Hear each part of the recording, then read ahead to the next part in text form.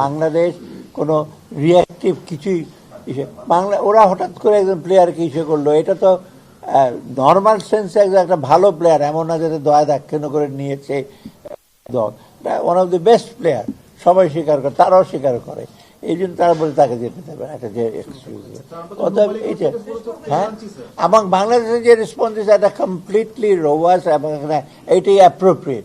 এই ধরনের অ্যাকশন কেউ যদি শুরু করে তার একটা রিয়াকশন হবে। নিউটনের ল শুরুটা কিন্তু বাংলাদেশ থেকে করা হয় নাই, এটা আপনি স্বীকার করবেন।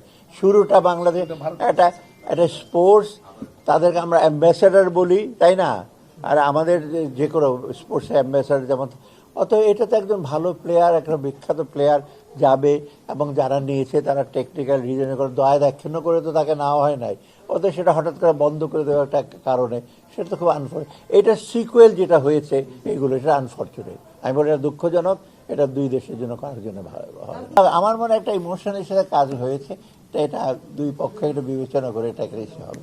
আমরা চাই না কোনোভাবেই কিন্তু আমাদের সম্পর্ক আপনি রাজনৈতিক ক্ষেত্রে বলে অর্থনৈতিক ক্ষেত্রে এটা হ্যাম্পার হোক।